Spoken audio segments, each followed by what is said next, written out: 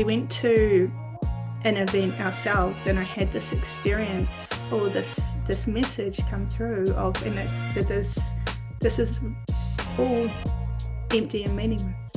If we can just connect into something where the prefrontal cortex is completely offline and we're in a place of complete peace, and within that vibration of peace there is love, like such a pure unconditional love.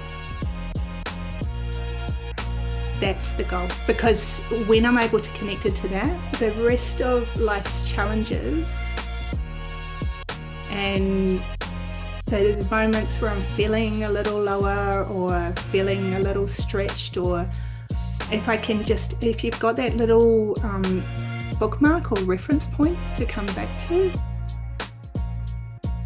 you realize that this too shall pass, like nothing is that important. Welcome to What No One Told Us. This is a conversation between two men in the middle of life. We don't come with answers or a plan to get anywhere. We come as we are, with what's alive, what's unclear, and what's honest. Sometimes we speak from certainty, sometimes from doubt, and sometimes we're just trying to understand what we are feeling in real time. If you're listening while navigating your own questions, you are very welcome here. Morning, everybody. Hey, Diego, how are you? Good to see you again. Welcome to the show, Donna. Thank you so much for having me. It's so good to have you here, and another female presence. Yes. A number one fan. I've been lucky enough to actually hear the podcast and in its early stages before it goes actually up live to the public since we've been together. And so I feel like I've been part of the journey with the podcast, or in the recent times anyway. And it's an honor to be here and to be part of it. And I feel like I've had a little bit of involvement, and now here I am. Yes. Talking. Thank you. So you are Diego's partner. I am indeed. We've got a couple on the show, so it's a different dynamic altogether. Next time it can be you and your wife, Lloyd. Yes. Maybe. She did actually say to me yesterday, well, when's my turn to come on the show? And then she sort of laughed, and so maybe she's next. We can do a back-to-back couples special. Yeah, so I'm really excited to have you here. Welcome to the show, and maybe you can just start off giving us a bit of a introduction of who you are. Who is Donna? Gosh, this is actually, I think, the first time in my life that I'm floored or a little bit lost in words of how to describe myself. And it has been it is a time in my life where everything has been left to die in order to be rebuilt again. So in that, all that I've been identified with has been questioned and put under the microscope. And so for once, I'm a little bit lost for words and don't have my elevator pitch to give you a full spiel about myself. A little bit of, I guess, to brush on my background is that I did work in corporate for 25 years, more specifically in finance. And that's actually how we had our first conversation about that. Oh, it was probably about 2.5 years ago. And we met at a mutual friend's gathering, and she has these amazing offerings at her house, often with musicians, poets, and so we just had this conversation. It was, albeit pretty brief, but I was about to leave corporate, and Diego already had earlier on in that year. And so, and this is quite a hippie community. Not many, I don't think there were many other corporate people in the room. And it was like, oh, you've done the thing, the very scary thing that I'm about to do. And so fast forward, I fully stepped into teaching. I had been teaching yoga for the last 8 years of my career on the side. And I had created this space on Waiheke where I would started running retreats Mm. and experiences there. And there was complete with sauna and ice baths. So I got let's just say a bit of an expert in that area. I've got obsessed with it. And I stepped into that fully. And it was terrifying to think of how I was used to being very comfortable financially and being like this was a huge leap of faith. So I stepped into what I truly felt was like, this is my calling and this is what I love to do. But let's just fast forward a few years. And I realized that I was still, when you're under a lot of pressure and still trying to run something from the heart and from the love of it, but you're putting in particular financial pressure into that mix, it gets to the point, well, I found it got to the point for me where my cup was getting emptier and emptier, and I was giving so much that it was getting to the point where I had to start questioning myself, am I actually starting to burn out here? Because in my corporate career, I did have a couple of times where I did experience complete burnout. And took time out after those two instances and did quite like 6 months of travel, or a big stint to rediscover and to just get myself back, come back to a sense of, like, for a start, regulation.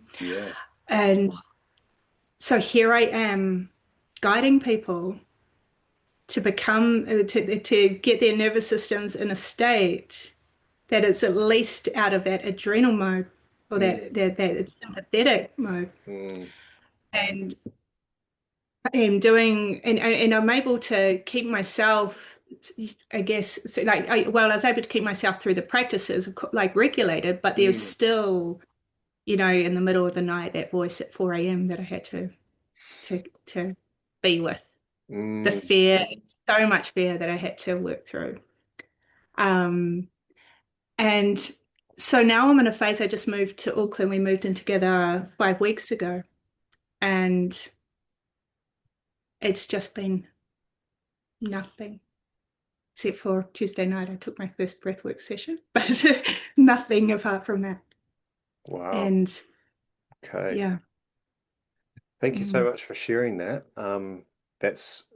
That journey, although very short, there's a lot in there. You've given a sort of a précis of it. And what I'm hearing in that is a lot of different seasons, a lot of different ups and downs. You've come from a corporate background of 25 years, which would be a podcast in itself, I'm sure.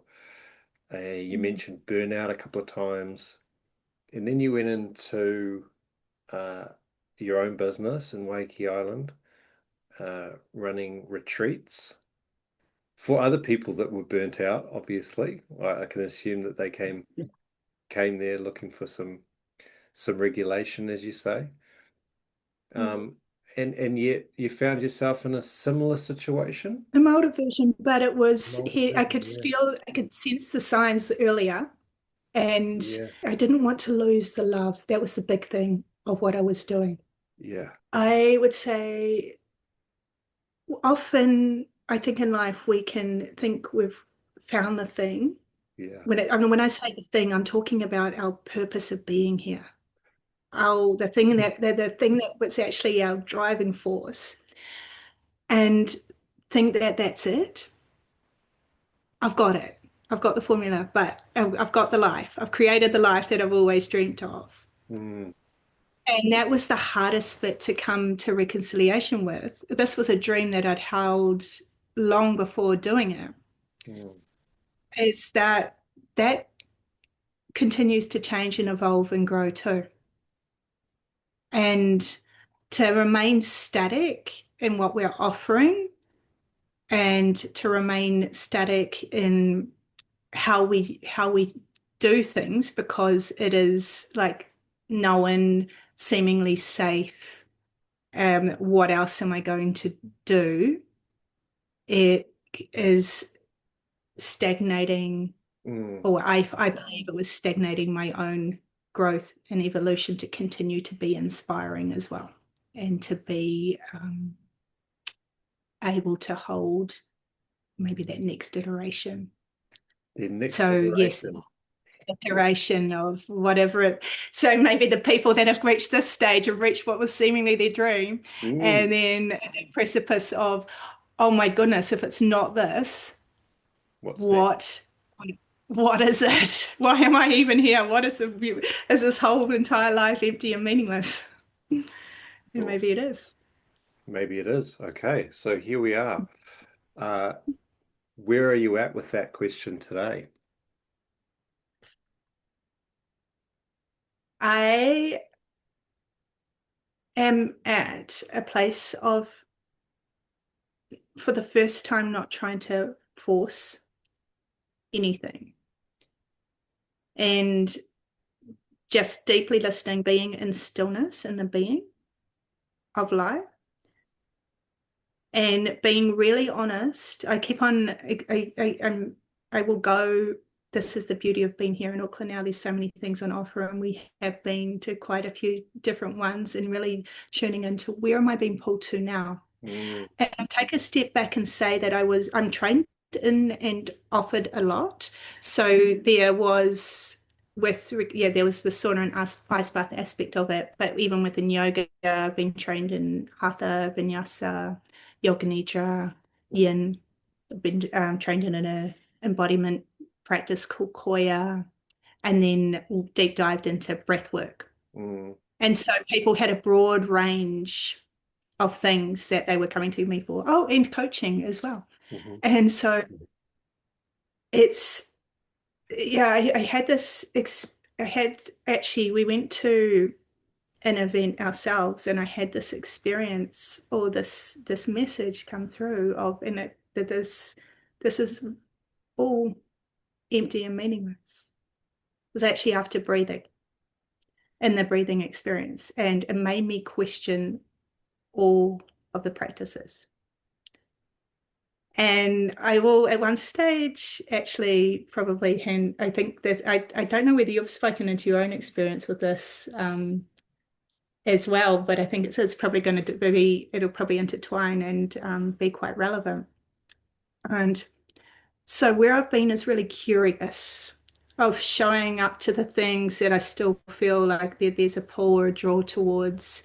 We are part of this amazing medicine circle where we sing these beautiful sacred songs, and it just transports me to somewhere there, that beautiful liminal space where I think it's the one. And then this is the one I'm so passionate. Why I'm so passionate about breath work too. It helps those A-type personalities, or those personalities that never have an experience of switching the mind off, to actually be able to go there and do that. And so when I am there in that space, okay, that's where it feels like this is the beauty, this is the gold. Even if it's just an experience of just, what I'm trying to say is if it's not even about trying, like, aspiring, or that's actually the pivotal, that's the key. It's not about aspiring to get or advance somewhere. Like, I think that could be an issue, like that can be a thing, and I'll speak for myself within this, both as in my own journey, but also as I'm holding, like, facilitating and teaching and holding space for people. There can be such a drive to actually get people to have an experience, to evolve spiritually, to like it's coming from that mindset of, it's never like there's always more, there's these peak experiences to have, or we're not enough is another big one. Like, let's keep on diving into all these things and see if I can be better, or be more knowledgeable, more skilled, to have the bigger experience. And but really, if we can just connect in to something where the prefrontal cortex is completely offline, and we're in a place of complete peace, And within that vibration of peace, there is love, like such a pure, unconditional love. That's the goal. Because when I'm able to connect it to that, the rest of life's challenges and the moments where I'm feeling a little lower or feeling a little stretched, or if you've got that little bookmark or reference point to come back to, you realize that this too shall pass. Like nothing is that important. Wow. It feels really important, like the most important thing in the world at times. But if you it's getting a far greater, far grander perspective of something that exists beyond us, beyond this human experience. Yeah, And and you mentioned the word fear before. How does the relationship with fear change in that space? fear does not exist in that space. Mhm. It's it's such a It doesn't different exist. vibration. Oh, all exists. Everything exists and nothing at all. But it's not a consideration in that space. Are you talking in the actual experience itself versus back in the human experience? As in being in a meditation experience and connecting into peace and love? So I'm just wondering, you're channeling something in that state. You mentioned disconnecting from the prefrontal, finding peace, and then there's love. I'm imagining that you are arriving in that space through breath work or whatever other modalities that you're using. Is that an accessible space in everyday life where fear shows up at 4 a.m. in the morning, for example? Well, there's a couple of things at 4 a.m. in the morning. So when fear shows up at 4 a.m. in the morning, I will do these practices for sure. Yep. And sometimes it doesn't work. Sometimes there's no way that this guy is like switching off. And I And how does that sit for you? as soon as I stop resisting that and actually allow it to be there, because sometimes I found that there's useful information to be gathered from that. Fear can be there for a reason sometimes, right? And it can really show us what our core beliefs are, what our I think what is it that needs to kind of be excavated out. Yeah, 100%. And actually and where it's sitting in the body is a big one that I've had to work that I've chosen to work with too. And often that can come with a story from childhood or like a really deeply embedded, even sometimes it seems more ancient than that. I've learned not to run or try and avoid these scarier, stronger emotions. And the more that we can actually be with them and process them through our bodies, journaling's another big one for me. So I'll be up writing away. That too shall pass. And the more I realize that, and that's the same with grief. I've journeyed with grief a lot too. It's it is one of those ones where it feels like when you're in it, it's going to last forever and ever. Even if you've even knowing this when I'm in it, I'm just like, oh gosh, is this ever going? Yeah, is there trust. Are there physical sensations that you're experiencing with fear? What's your experience of that? It often comes from the gut or right and it's like a sense of being twisted or the breath as well can feel like there's restriction in the expansion of my chest or in the throat too. Do you experience are you like me? Do you experience like cold sweats does your heart start sort of beating faster and that sort of thing? That's when I go into full terror. Okay. Oh, that's that what it's called. Okay. All right. So that's my description. Whatever, that's my description. Yeah, that sounds I'm more familiar with appropriate. that one too. Yeah. Okay. Full terror. Right. Yeah. Yeah. Yeah. I know what that feels like at 4 o'clock in the morning, especially. Mm. And And often it'll be the sweats too that can wake us up, I yeah, feel. yeah, it's rough. And for many number of years, I have done everything under the sun to avoid that sensation, which Mm. uh, has got me through, but I don't necessarily know if it's uh, been the best approach. When I say the best approach, I think of my experience lately that has been more in line with what you were saying around allowing that sensation to do its thing, Mm. as opposed to resisting. So more of an acceptance and allowance. So curiosity is a word that you used earlier. What is this feeling trying to tell me? And you mentioned earlier, like values. Um, there's strong values linked in that. That's a really interesting awareness that you've come to. Most of us will just see fear and terror as something bad, but I actually believe that on the other side of that, there's love. Mhm. There's something that you really care about. Yeah. So, what is that? What do you care so much about that it's causing you terror at 4 o'clock in the morning, or fear at 4 o'clock in the morning? What is it that's so important to you? I think it is, well, in my case, my identity. Mm, That's what it came down to.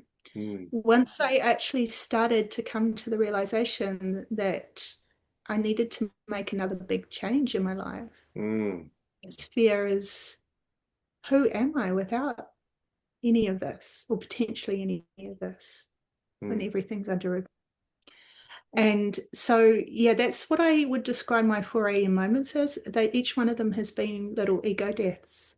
And some Ego of it about the ego deaths. mm, That's what it feels like. mm, And some of it has also been associated with the journey of aging and facing little moments or things where it's been like, oh, that's starting to change in my body, or my memory's not as good as it mm, used to be, or yeah. And so it's being, and when I say something like that, it's like a tool or something that I've been like known for, relied upon to function in this world. I used to do a lot. I had a lot of energy, mm, and so, and even as I mentioned, like working in corporate and teaching on the side, and just my day, I was the queen of busyness, and I filled my days and weekends and everything with so many activities and so many things. mm. And so to come to a phase of life where I've really had to, well, I've chosen as well, but Yeah, yeah. that's slowing down and going, where did it, but there's still a sense of loss of that. Like, where did all that energy go? Mm, And and a bit of a, and with that came senses of achievement all the time. And who am I without mm. all of those achievements? Yeah. And Terrifying, isn't it, when we start asking ourselves those questions and having those and little ego deaths. yeah, Love that. and I'm completely irrelevant, I or love whatever the that. story is. I Yeah. just done again. I'm really vibey. I mean, you're just so speaking my language, and I think speaking a wonderful language that represents what we do here on the podcast, which is all about authenticity.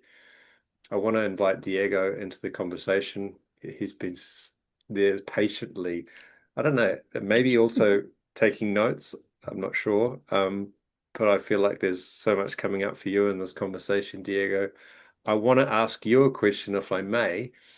Where are you at 4 a.m. when Donna's having ego deaths? Probably facing the other way and in a dream or something. Yeah, just, I just get to know about the stories at probably 7, 8. So Okay. 3 or 4 hours old. This story. No, What was coming up for you listening to? we talk a lot about all of these things because I think the relationship started a little bit on that discovery, all right? I think the way the creation of this relationship started on the sense that we need to keep ourselves accountable for our lifestyle and our nerves and our and our feelings and our story and all of that, which is absolutely beautiful to do it as a couple. I would recommend it, but it's also hard work because there's a lot of vulnerability every day that we need to confront. So if Donna had an episode at 4 a.m. because what happens to Donna at 4 a.m. it happens to me at 3 p.m. All right, it's not like I mean, I could have like a trigger at 3 p.m. and then we would need to I need to deal with it. Oh, well, just as Or well. if I don't we think you wouldn't both want to be having ego deaths together at 4 a.m. in the morning. yeah, hopefully not. Well, that's not a nice activity, but but what I'm but the reality is that what is very beautiful in this situation is that we can access to each other's world when authenticity gets broken or inauthenticity comes up or identity crisis come up and our goal at the moment, and we have the luxury of being able to do it, is the ability to stop and feel and look what's happening and what's underneath all of that and keep doing it with a lot of courage, because some of the things that come up are not things that are very beautiful to share. All right. There's a lot of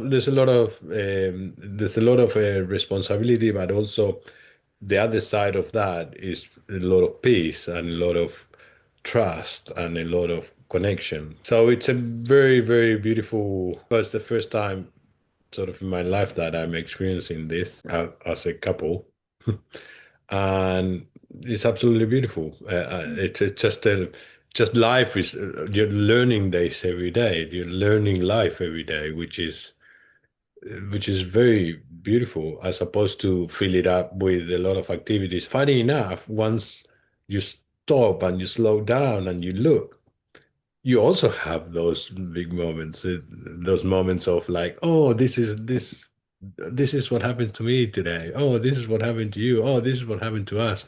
So without pursuing adrenaline or without pursuing results or without being focusing on that, just focusing on keeping ourselves as clean as possible with things come up anyway.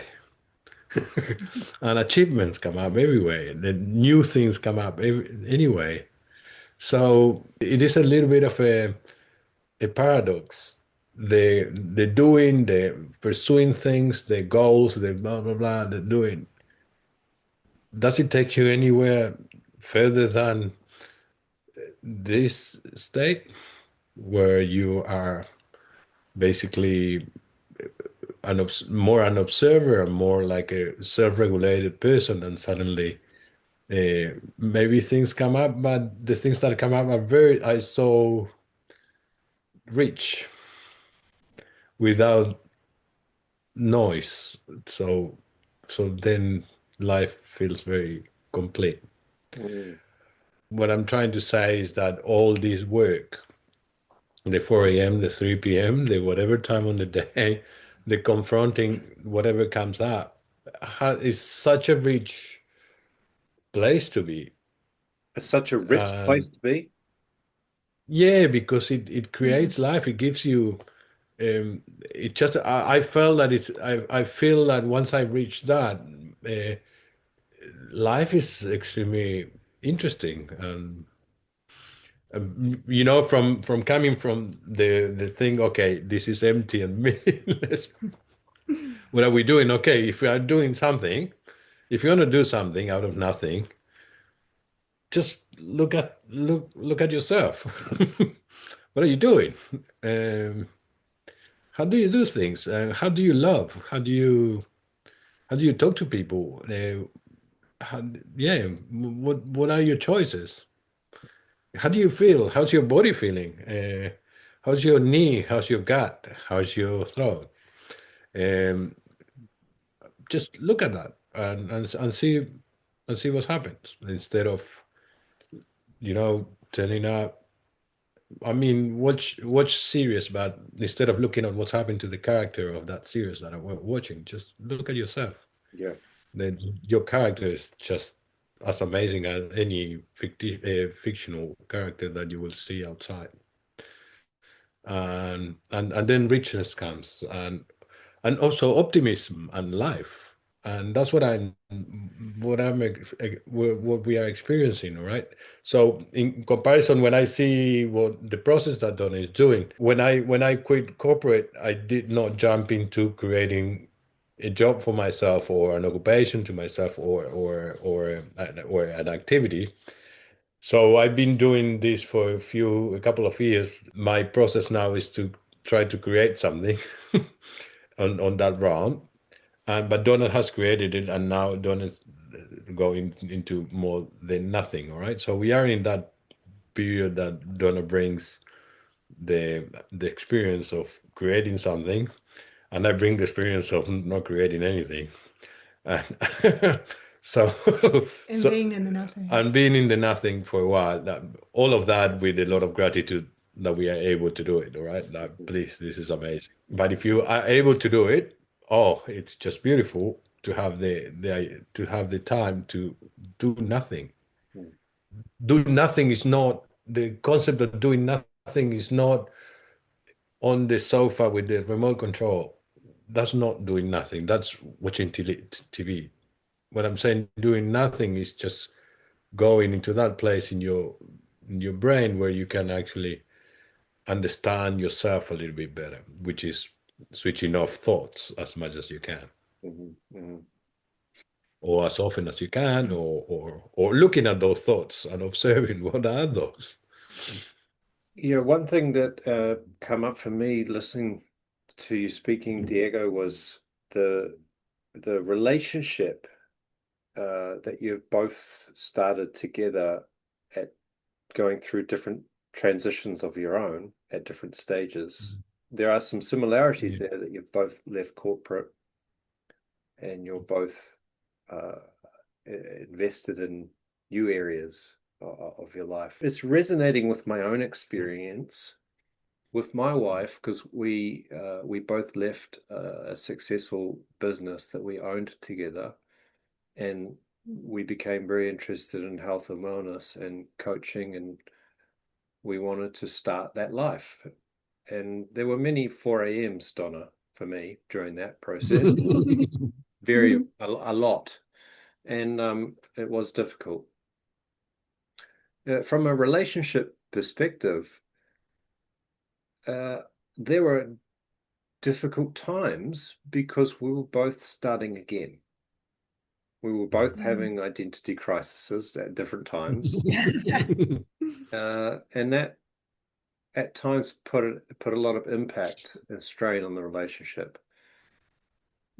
In the same sense, though, there was a supportiveness as well, because we were experiencing those things at different stages, at different times. So when I was going through that, Mariana, I leaned into Mariana, and then when Mariana was going through her own challenges, she was leaning into me, and we were both kind of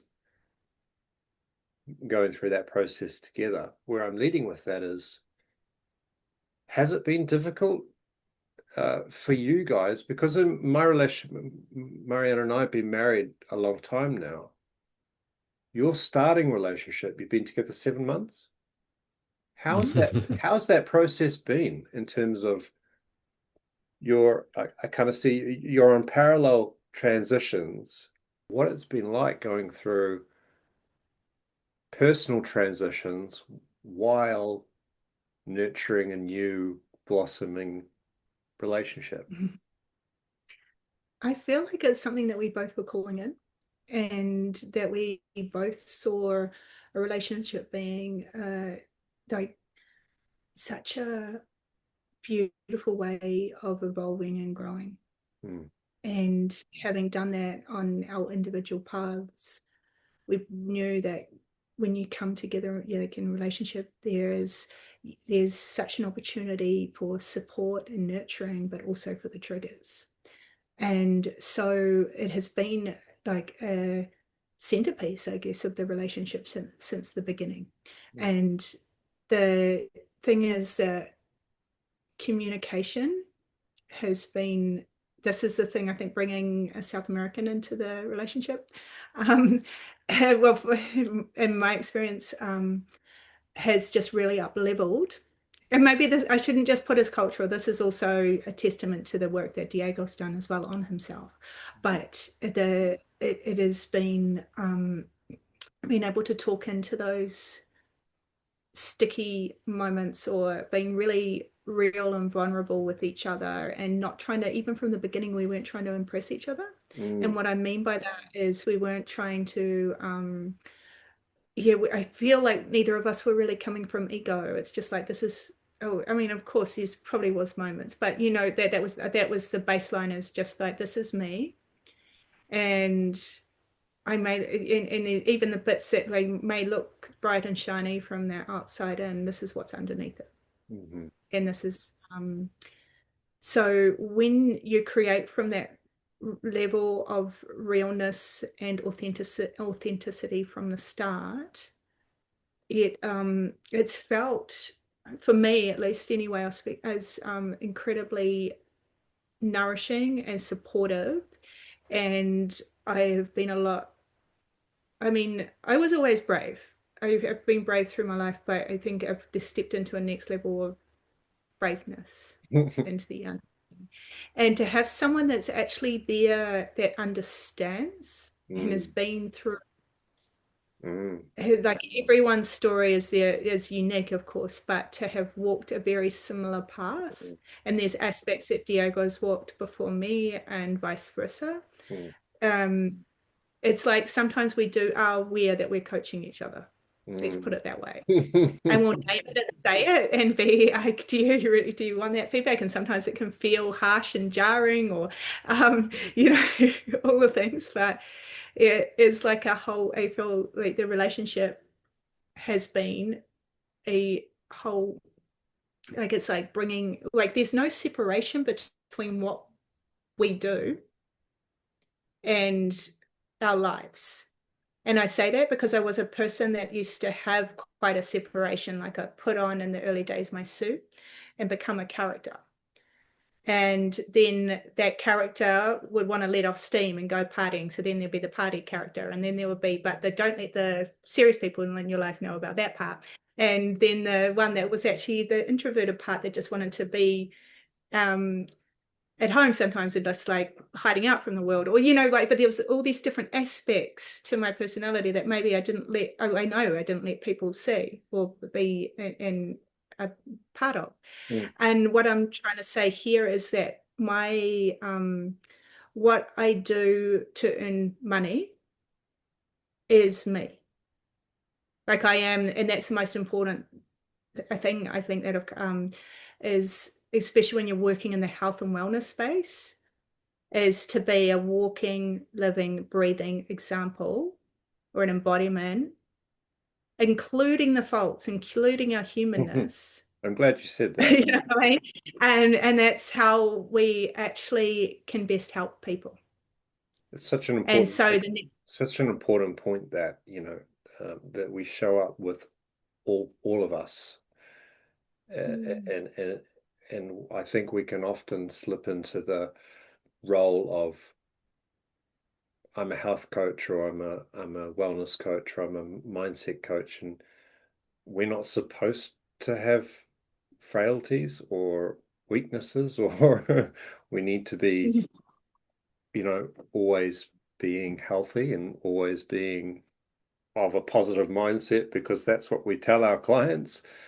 We don't tell our clients that. I think my experience of working with people so far has been that I get a much better result for the client when I'm more authentic and less dictative about what I believe they should be doing. If they can see that you go through the similar experiences to them, there's so much more of an impact. Becomes more about a relationship going through that journey as opposed to an outcome. It's a complete game changer. I would like to add something to this, is that what we are doing, and or how we are being and what we are choosing, it doesn't come magically as oh, we one day we were under a tree and an idea came. It is a result of life, all right? A result of what we've been through in our lives and what we learn, and the responsibility that we took from those learnings, and from all these other relationships that we had, and from every single person that we crossed from. So this this is an this is life, transforming and teaching, and at the same time we are getting our lesson for the for the years to come. So it's a constant process. It's not that we reach anywhere or we finally got into that relationship that solves everything. So, but this is actually a relationship or something that we have chosen at this point in life, based on looking at what we've been building so far in our life, what we've seen of ourselves, what we suffer, what we dealt with, the trends, where we tend to go, where our safe spaces, where are our safe type of people, all of that is on the table, right? So we are putting everything on the table so we don't repeat things that we didn't like. So that takes a lot of conversation. That takes a lot of responsibility and takes a lot of vulnerability, because I when I said in previous conversations, oh well, I started to get better when I realized that I'm actually an asshole. And then recognizing that asshole made me not being an asshole, for as long as I can maintain it, right? So yeah, just bringing that asshole to the table. Oh, this is what Diego does. This is what how Donna reacts to certain things. Yeah, so it's everything is sort of everything is available to everyone. It's just that it's just bringing the awareness of what really what you don't really like in your life, what you don't welcome anymore, and having a look at that. You know what I mean? And this is not only for relationships, but for everything. But for when it happens in relationship, it's absolutely beautiful, but it requires a lot of work, and a lot of looking at each other on the eyes, and say, this is real. Like, this is, I'm not hiding anything. Are you in your relationship, are you like me and you find that sometimes it can be all consuming, the personal growth, in terms of, can you find the lighter moments for the relationship? Because Good question. in my experience, I before you answer that, my experience is that's not always easy. Because we live together, we're both on, similar journeys, not the same, but similar. We are in many ways starting from scratch, so we're trying to generate an income based on doing things that we love, things that are purposeful, things that are meaningful. We're also going through our own personal growth through that. And sometimes it can be like, can we just switch off from that for a second? Is it possible to just go out and not talk about that and just slip into what it might be like before all that? I don't know.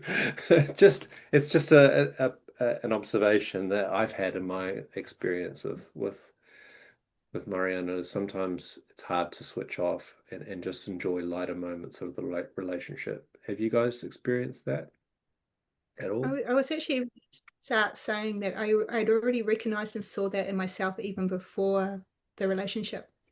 So I was so dedicated and serious to Yeah. this new call, like this calling in my life. Yeah. I did realize that I wasn't actually allowing myself the lighter moments. Like Yeah. I definitely so if there was a social gathering the night before, I was running something, and I was often running things in the weekend, I would not go, for example. I don't drink anyway, but it even just from an energy level, it would be like, oh no, I need to be fully there for the people the next day. And so I started eating it more and more over. And so I would say that it's not just a couple thing.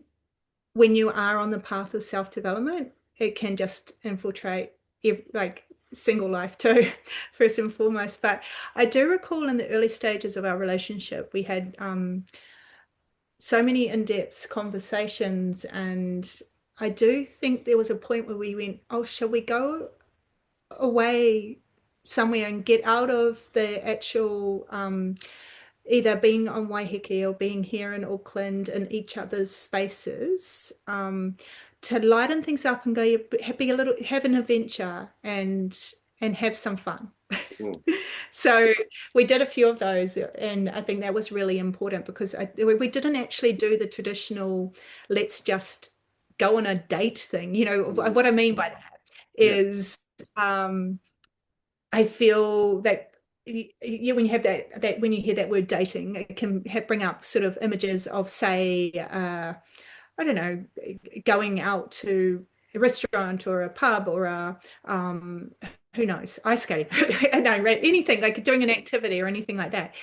Ours were very much meeting up and having these very conscious conversations and really getting to know the other person. And there was quite a serious element to that. So we did set the tone early on with that, but I think it was really coming from a place of wanting to be certain and sure. And the gold in that for me is, for the first time in my life, not falling in love with the potentiality of someone and missing, sailing past all these red flags and everything, and actually falling in love with the person.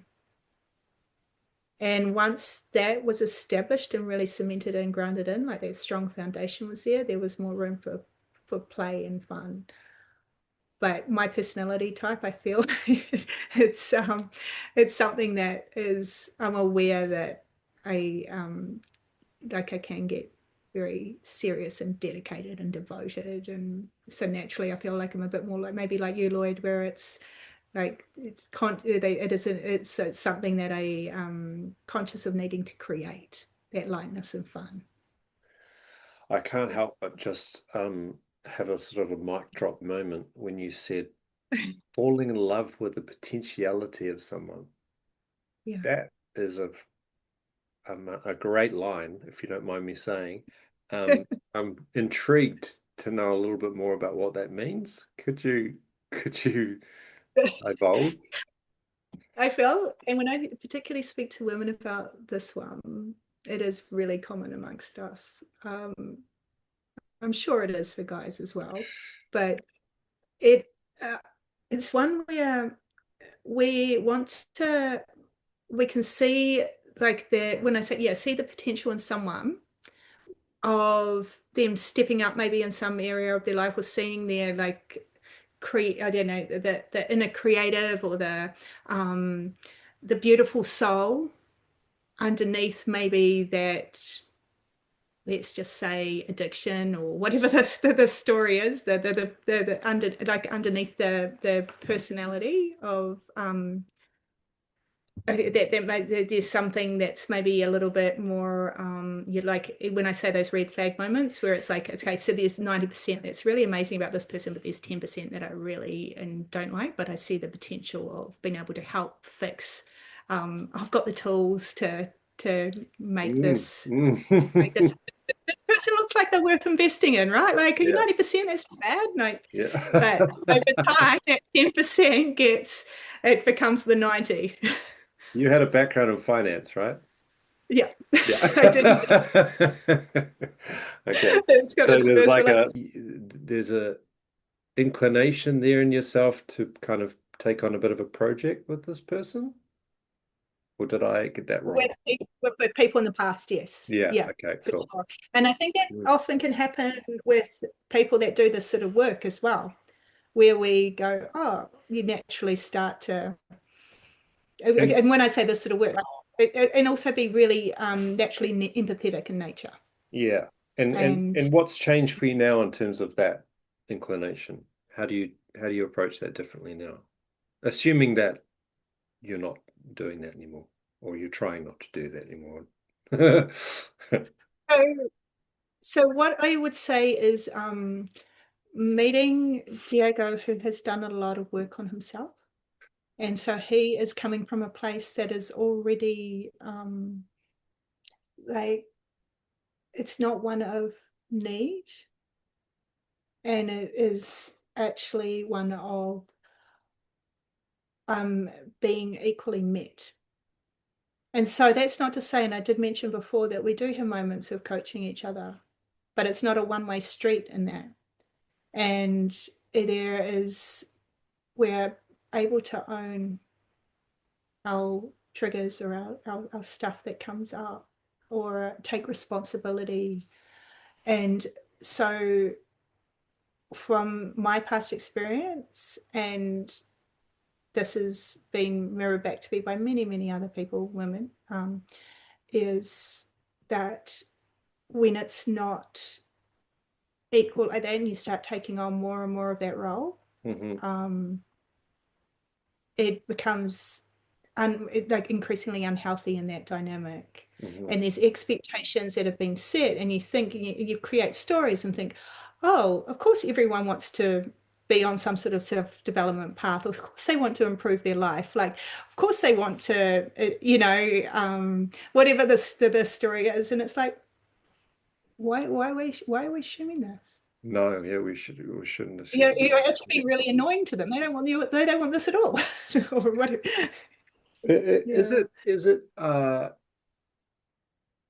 Is it uncomfortable to be coached in your relationship? This question's for both of you. When you recognize that you're being I will answer that question. When we can actually talk about where your coach, where you're talking from, like when we are able to put the ego on the table and said, okay, where is that coming from? Does it coming from love? It's coming from, you want me to be different, you don't like me like that, or you know a lot and you want to dump some sort of information into myself for myself, or it's a genuine. We don't ask those questions all the time. That was very boring, but what I'm saying, we recognize where the other person is coming from. And so if it's coming from love, or it's coming from, or even from a reaction that is common for the person, I said, okay, cool. We are able, if I get coached and I get triggered by that coach, I'm able to say, look, when you coach me like that, I felt like this. But it doesn't really happen that I need to say that, because in that case, Donna will come out and say, "Oh, sorry, I think I was coaching." So we stop even ourselves before the other one has to react to that, Mm. which is beautiful because there's a lot of connection, a lot of presence. Um, and I'm not Vulnerability saying that, too. eh? Vulnerability So too. vulnerability and or I said like, oh, would you mind if shall we do a little bit of some? This is my observation, or this is your observation. I am I allowed? Shall we do that? So there is a little bit of an asking, all right? This is what's happening to me, and so it's very very pleasant because the unsaid is on the table. So we can actually say it and without holding resentment, because we know that as soon as we hold something, resentment starts coming in, and there's nothing worse for for a relationship than resentment. I think that resentment is what creates distance and distance and distance, and maybe, and then when you said that, when I said that, when you said the day that so we try to complete everything as much as possible, so we don't that resentment is not there. So coaching, when we coach each other, that's also on the table as well. Oh, are you coaching? Okay, or can I coach you? Or can I say that to you? This is what I'm observing. Are you ready for me to say something like this? Okay, cool. Or no, let me alone, let me process it myself. Things like that, all right? Does it not infiltrate or interfere with the romantic side of the relationship when you coach each other? Or are you able to separate it? I think that we are at this stage, and everything is goes together. Like Mm. there is no like um it can be done in the middle of a hug, or it can be done in the middle of a of a close moment. Um, and yeah, it doesn't. It's not that we. I don't think that we change role. That this is the key at the moment for Mm. me, is that we are not changing roles. This is not. Oh, now I'm the Mm. worker Diego, or the romantic Diego, or the coach Diego. I'm, Mm. so our lifestyle at the moment allow us to be who you are. Yeah, that's so cool. And and in fact, I believe it brings more depth because when you continue to, because it's just deepening the understanding we have of each other, and it's flowing into a conversation, right? It's like we're doing a coaching session. It's Mm. just amongst conversation. It's like, Mm. oh, I can see this clearly for you. Would you like to hear what I'm seeing? Mm. And then in that reflection, it's often like a opening up of that space to bounce back and forward, maybe ideas or how things are landing around that, or being drop into a bit more vulnerability, and particularly when we're dropping into that vulnerability of what's underneath, um, it creates more closeness and more intimacy. Yeah, I think it's also about understanding what the other person needs in that situation, because everyone's needs are different, and everyone's love languages are different.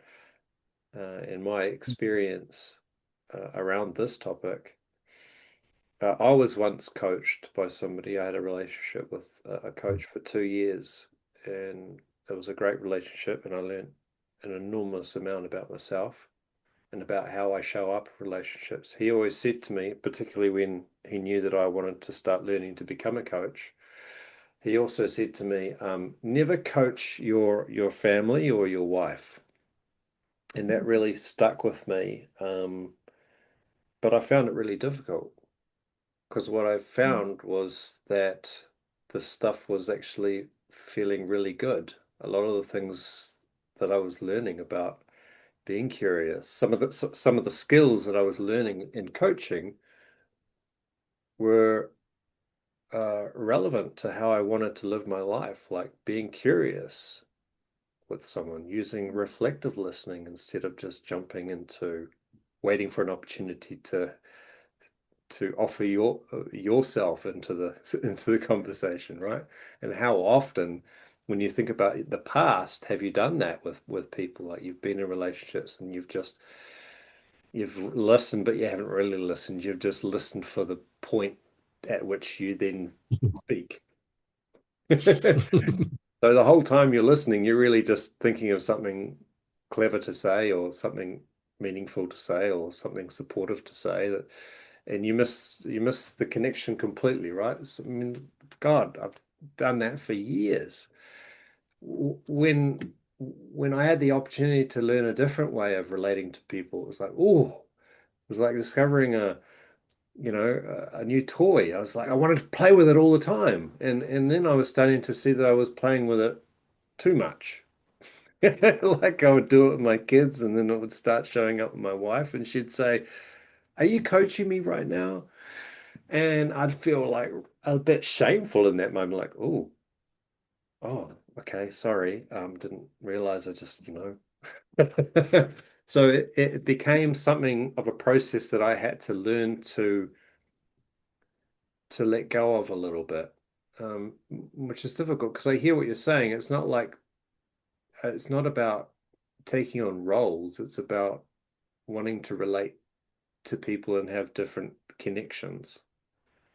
But I also had to understand that it wasn't about performing either. It wasn't about, and I have a tendency to, once I discover something new, I want to get really good at it. So I want to practice it as much as I can, and I want to prove to my ego that I can be the best coach in the world, rah rah rah. So I do it as much as I can, and then I'm sort of ticking boxes off. So yeah, there was an element of slipping into a role there. What I've had to notice is that people that was actually being probably more detrimental to the relationship, and coming back to what is it that that person really needs in that moment. And I still think there's elements of coaching that inadvertently come into conversations. When I'm sitting with my wife now and she's got a problem that she's talking to me, when I notice that I might be going into that role, I just bring myself back to her needs and what I know that she needs, because we've had this conversation, and that's important. That communication about understanding what it is that your partner needs in that moment. She needs a hug. She needs me to just listen more and not say a lot. I still use a few techniques, like helping her to keep talking, right? Because this is a skill in coaching, right? We want people to do most of the talking. We don't want to actually talk very much at all, and that is a skill. And in a relationship, I want to give her as much space as I can to express herself. And I think in that process, it's like more comes out of it, and there's less of me involved in the process. It kind of takes a bit of that pressure off to solve anything for her. It's more about gently holding her and holding that space. And funnily enough, I've actually applied more of that into my own professional environment of coaching, where I'm doing more of that nurturing, holding, supporting, and less of the technical coaching stuff. And that has worked really well for some clients, and so yes, it's very interesting. I find, how we balance that, both being coaches as well, living under the same roof. How do we balance between, you know, holding and being there, and being that relationship partner, and not being the coach.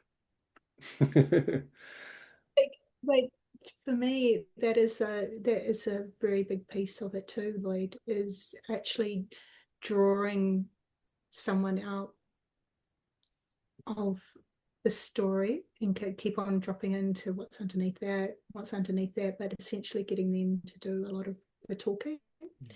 And when you were, and this is, maybe it's a woman thing, like it is, a lot of us do want and need, like, just to be heard, to be seen, rather than a solution. Like we find it's quite often a thing women will say amongst each other is like, oh, I wish he would just, rather than trying to solve the problem for me, just hear me out and allow me just to express without any trying to come to any resolution with it. It's just that space to talk. And ultimately, I believe that we all have the answers within ourselves. Yeah, definitely. There's no blueprint for our lives, our own individual lives. It's actually about being supported until we have that internal belief, not just belief, but like learn to listen to that gut instinct, to our intuition, to our deeper inner knowing. We know, and that's one of Diego's favorite phrases that he'll actually say to me. Is he's like, as I'm talking, he's like, you know what the answer is. Beautiful. Give it to you. Simple, powerful. And then is that, but just to get to what you know, do you need anything to get there? But reflecting on what you said, Lloyd, about using your coaching tools to apply on your relationship or in your daily life, I believe that anything that we and it's beautiful, anything that we learn as coaches or in anything in life, we are allowed to use it for our own for our own benefit, because if you are using it to tell someone that is your coachee or something, you can use it for yourself as well. All right. Yeah. But also anything, in my point of view, tools, no tools, or whatever we want to call them, anything that we use to stop our own story and stop our ego from jumping out or trying to find a solution or to demonstrate that we know or to get triggered, or I got a theory about that. I don't know, I got a better theory. Oh, I got, I got more experience than you, so I can tell you more about that. Or whatever story that we run, any tool that we use is actually a good thing. And when I was listening to you, you applying, okay, the listen, yeah, if we need to do that, if we need to apply a tool to do that, it's welcome. It's perfect, isn't it? And definitely, I'm applying a lot of tools in my daily life, because if I don't do it, I'm not good. I mean, not good means that nothing flows, because I will be trying to interrupt, or if I get my ego going, I will start to bring a better story or a funniest joke. Make it about your story, which is another Yeah, one, isn't it? for sure, for sure. When the space has more components and more things, like being a father, being a husband, being a student. You are a student now, but also being an employee. And the more roles we have in our lives, the more difficult and more complex it gets, in my point of view, the purity of what we are doing. All right, or being ourselves is more difficult. This is a story that I'm saying. All right, I'm not sure if this is true. And what I find in a little bit with in this relationship with Donna is that we managed, at the moment, we managed to have not many roles going on, so it's easy to be in the authenticity of ourselves. We don't have a lot of distraction on being the as truth as we can from ourselves. So I'm saying it because someone is listening on, even you, Lloyd, and I can see it. When you're holding many roles in the daily basis, it's very, I find it, but probably a story as well, but it's harder for me to be in my authentic me, I need to check in more often, and that's a big job. Mhm. Do- does it make sense to you? Yeah, I was wondering if there was going to be a question there, if you wanted to. No, no. If it makes sense to you that holding more roles in your life, like for example, being a father of young kids which have a lot of requirements, and at the same time being a husband of a mother of young kids, and Mhm. also being a student, and also being a worker, an employee. All of those roles um, just take a toll on at the time of being trying to be very authentic with yourself. Yeah, I would agree in part to that. I think that some of those aspects of my life involve more of a role than the others. Hmm.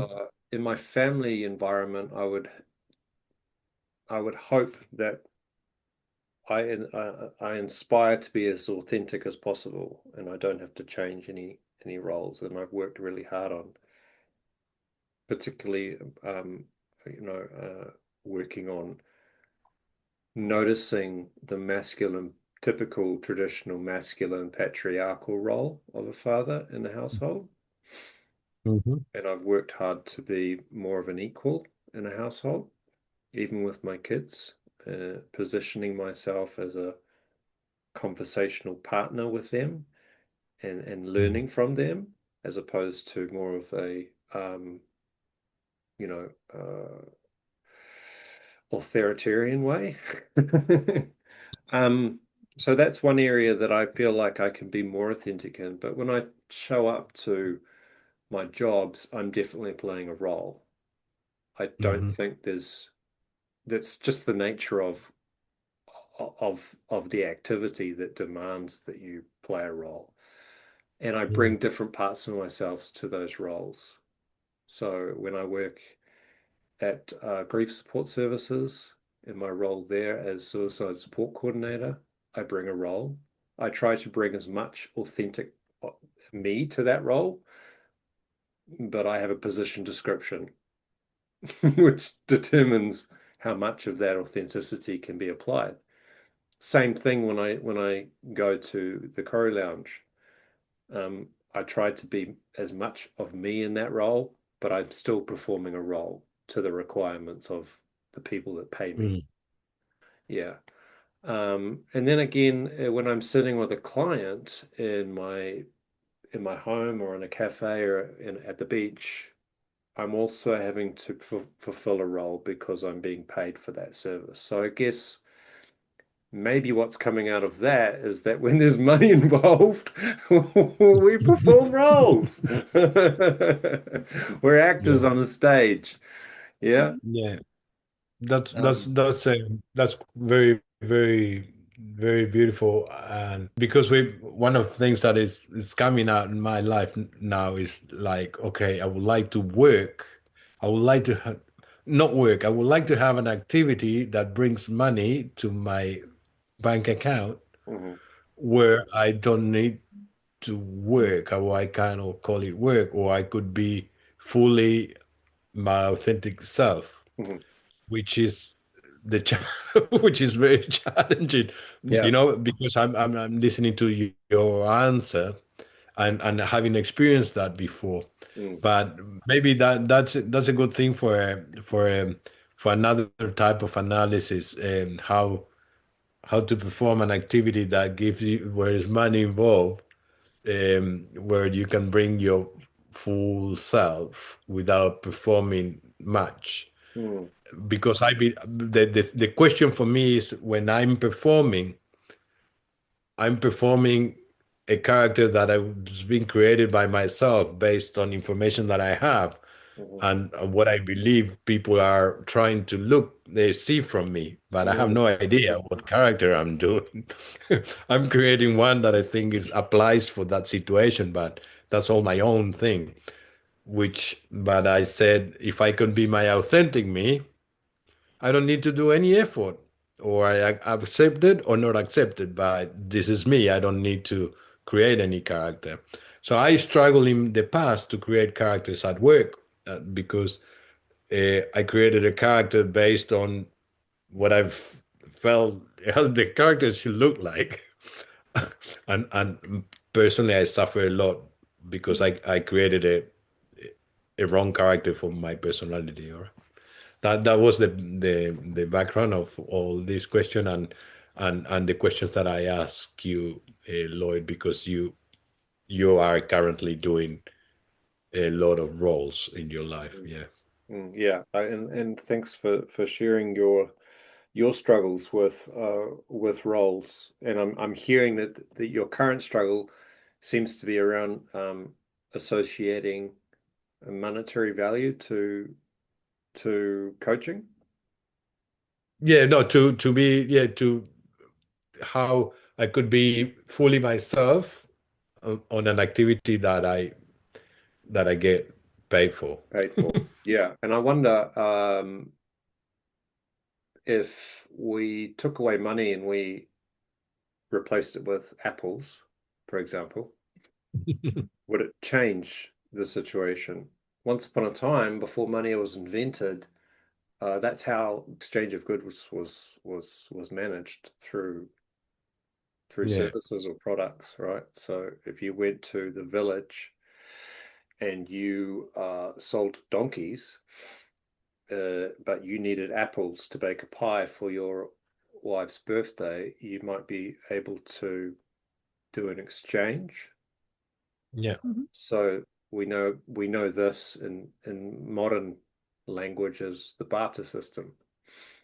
So an exchange of goods or services instead of money. Does that change your particular conundrum in any way? If you were Yeah. to say that in exchange for an hour's coaching, I'd like a bag of apples, please. At the moment, what is in my mind is about this is my hour coaching, and you decide what the value is, and you give me what you got And to where are you offer. at with that? And I'm, I'm nowhere. Nowhere and no money. It's not work. It's not working. I got a story, but I don't gonna make it here. But Yeah, sure. no, it's not working. Yeah. It's not working well. But yeah, no. It's just this is probably a different topic, and probably it takes another episode to Yeah, dissect. sure. Yeah, but yeah, and how do you feel? How do you feel, love, Lloyd, being like on the other side of two people being outnumbered on the screen?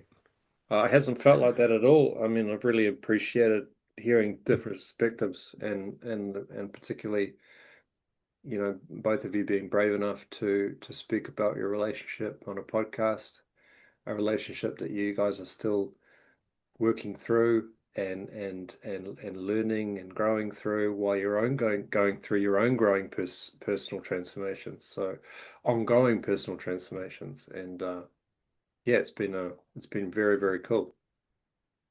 Yeah, thank you. One of the things I want to say also is to Donna,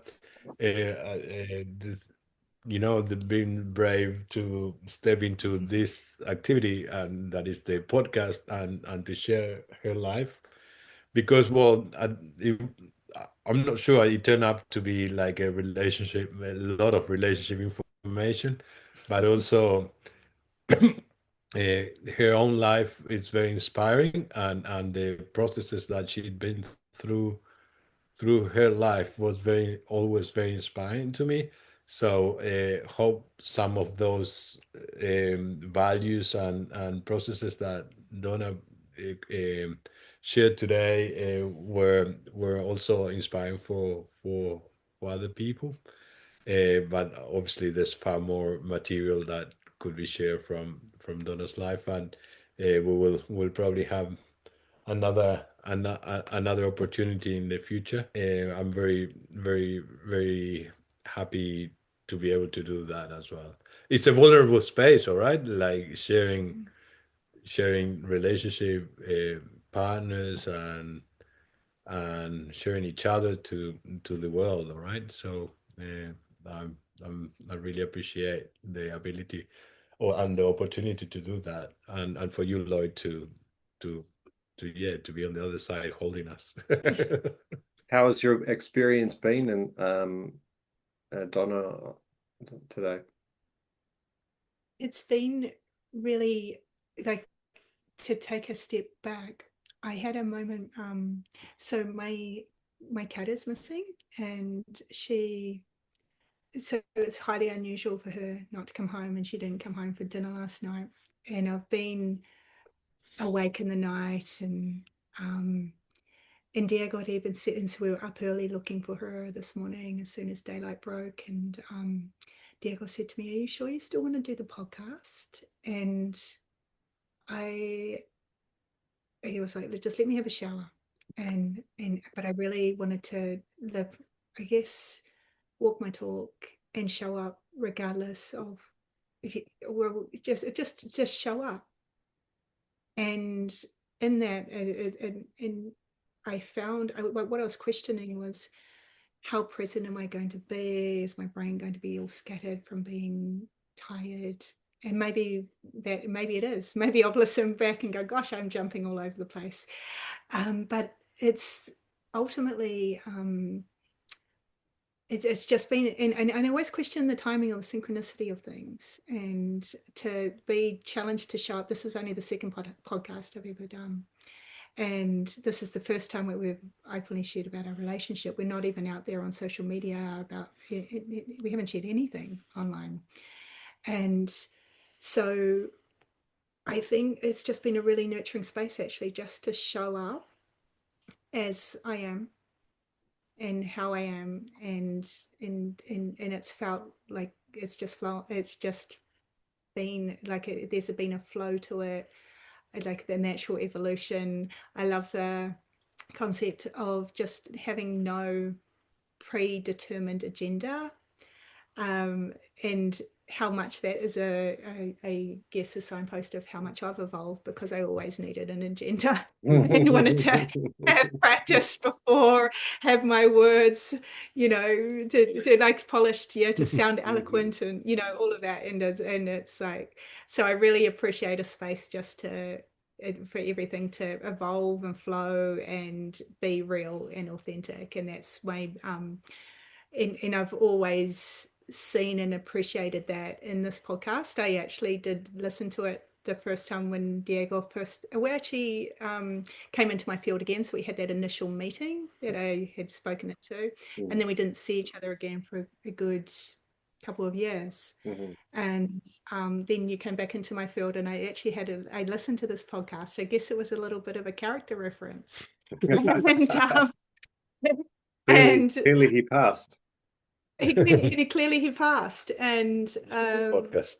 So this is a great space, guys, and keep on doing the amazing work you're doing, because it really is important to, I think it's like a way of leading by example of how we can actually be a bit more real with each other, and have those honest reflections. Beautifully said. And thank you. Sorry to hear about your cat, and thank you for showing up, being brave and vulnerable. That's what we do here. So you're in good company. It's been wonderful to hear about your journey. Before we finish, I just wanted to come back to something you said right at the beginning of the podcast, and maybe we can kind of leave it to simmer. You said you're at this point where you're going through a transition, and around that was identity, and you said something around leaving that to die and then a rebirth. That was something that really stood out for me. We often associate death as being something bad, but in this context, I feel like there was something beautiful in that statement to finish off, and let us in on a little bit of insight around that. I have come to see death as something really beautiful. Mm. And it's inevitable for all of us. Mm. And I don't actually see, I see death and birth as the same thing. And when I was there when my mother passed, Mm-hmm. and in that portal with her. And that's when I really realized that there is no difference between two. One leads to the death happens for the rebirth to happen. And in this instance, for me, when I speak into that particular experience, it was a big, like, that really shook everything up in my life too. And it was a literal rebirth of that was probably one of the biggest driving factors to leave corporate, for example, and many other things. But we do have these deaths and rebirths in this actual life itself. There's the physical death that we do go through at the end, but there is these metaphysical ones that happen. And that's what I feel is like when we talk about our transformations, we don't have the transformation until we let something die, until we let go. Let it go, yeah. And how often do we hold on to those things? That's so beautiful. I guess the death is necessary for the rebirth, right? It's a necessary stage, and to imagine that that's possible afterlife on this life, and that we know, is hopeful. It's inspiring, but then also within this life, the amount of change that goes on second by second, right? At a cellular level, where we're changing as we speak. So the body is going through that death rebirth cycle all the time. In the context of where you're at and going through this next stage, I'm wondering, what does it look like for you if you could imagine looking back in a few years? What are you being reborn as? This is what I've really had to let go of, is not having a vision for something for once. This is the first time I've done this, but just being in the darkness and the emptiness and the void, I call it, and not knowing. And having, yes, of course, I can't help myself. These little ideas and sparks of inspiration that are happening. But it's actually like, when I check in though, is it this need to keep momentum up? Is it need to stay relevant? Where is this coming from? Is this coming from the heart? And so that's my challenge at the moment, is actually being not knowing. That's very discombobulating. Disorientating. I would like to add something else to the word die or Thank you death. for putting up your hand. Yep. Yeah. Yeah, just remind me my childhood at school. Yeah. The inner child came on. The word death, which we normally said let go of things, all right? I would like to associate death with gratitude and some sort of celebration of that thing dying. It's not like the let go, the abandonment, the rotten of something that is dying. It's just letting things die with a lot of gratitude and with a lot of beauty as well. That I'm saying that because in my head came death and came like dark and terrible moments, but also in those moments there is an opportunity to see death with a lot of gratitude and a lot of and a lot of and some sort of celebration of what is dying. All right, what is dying has a purpose and had a purpose and taught us a lot of things, and And what's possible, getting excited about the possibilities. Yeah, in the yeah.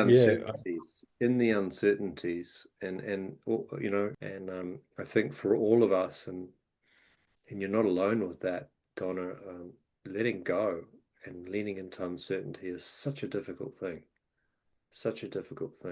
because it's forcing us into a space of vulnerability, and I think for a lot of us that's really difficult, and it's a practice that is in itself a rebirth death cycle, you know, those 4 a.m.s that keep us up, serve a purpose.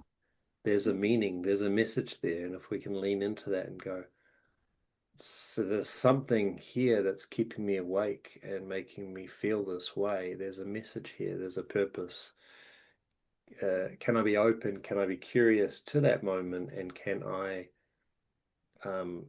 hold it? Can I hold it the same way, you know, our mothers or our fathers held us, if we were fortunate enough to have those experiences growing up, or a friend held us in those spaces when we were young, when we were babies, when we were growing up. You know, there's no difference now. We are still going through that process even as adults. And unfortunately, I think the world around us constructs us in a way that we need to avoid that, and that we need to be certain, that we need to fulfill roles, and have all the answers and get it all right.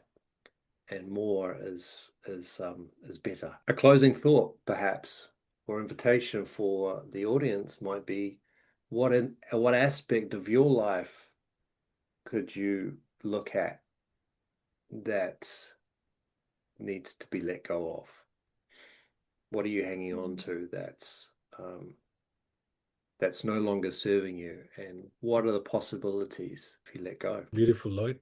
Thank you very much both for your time, for your thoughts, for your vulnerability, your authenticity, and being courageous despite life going on around us. And I wish you all the best with your feline fur baby friend, Donna. I hope she returns to you safely. Diego, as always, it's a pleasure, my friend, and I look forward to seeing you again in the next chapter. Likewise, Lloyd, and thank you very much for your listening, which is amazing. It's an honor to share the space with you guys. Take care. Bye for now. Thank you. Thank you. Thank you, bye. Thanks for staying with us. This conversation doesn't end here. It keeps moving just like we do. And if something resonated or stirred a question, you don't need to resolve it. Just notice it. Let it sit with you. And until next time, take care of yourself, and thanks for listening.